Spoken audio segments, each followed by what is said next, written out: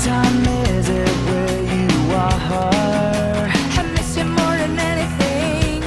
Back at home you feel so far. Selamat pagi pemirsa, berjumpa lagi dengan saya Ratna Ayu Istiani dalam program Seputar Indonesia RCTI.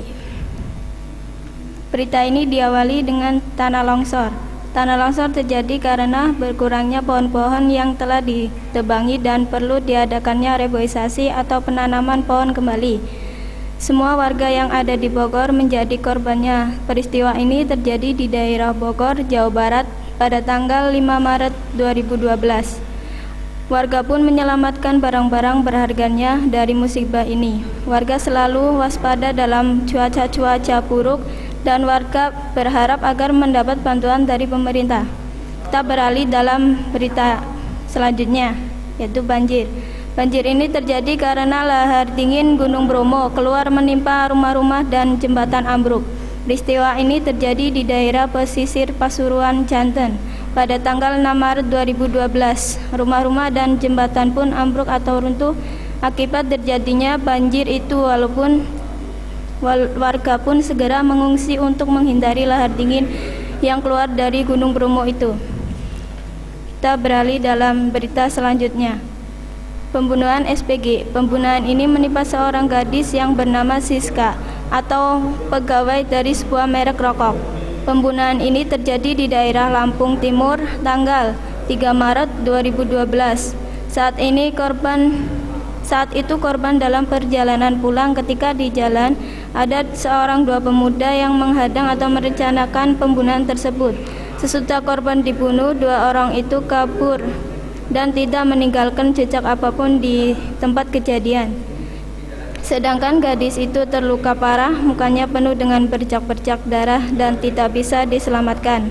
Sampai saat ini polisi masih menyelidiki kasus pembunuhan itu. Kita beralih dalam berita selanjutnya. Polisi Unggal-Unggalan. Ada dua orang laki-laki bersepeda motor menjadi korban kecelakaan itu. Satu orang tewas dan satu orangnya lagi dirawat di RUSD. Peristiwa ini terjadi di daerah Ciamis, Jawa Barat pada tanggal 7 Maret 2012. Dalam kecelakaan itu, polisi diduga dalam keadaan mabuk dan tidak bisa mengimbangi mobil patroli itu. Setelah terjadinya kecelakaan, polisi itu langsung kabur meninggalkan tempat kejadian. Warga pun sangat marah karena satu temannya tewas dan warga merusak mobil patroli itu yang telah ditumpanginya hingga rusak. Sampai saat ini polisi masih mencari polisi yang telah menabraknya. Berita selanjutnya pasca kekalahan Indonesia 10-0 atas Bahrain. Timnas Merah Putih tertinggal 10-0 atas Bahrain. Kekalahan ini terjadi di lapangan sepak bola Bahrain.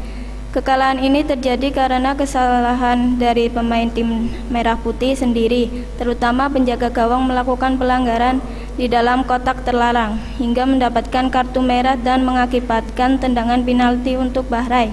Pendukung timnas berharap agar timnas Merah Putih atau Garuda Muda harus berlatih dengan keras dan gigih agar menjadi tim yang lebih baik dan dari yang kemarin atau menjadi tim kebanggaan Indonesia. Berita tadi sekaligus penutup jumpa kita pada hari ini. Saya Ratna Ayu Istiani mengundurkan diri dari hadapan Anda. Terima kasih.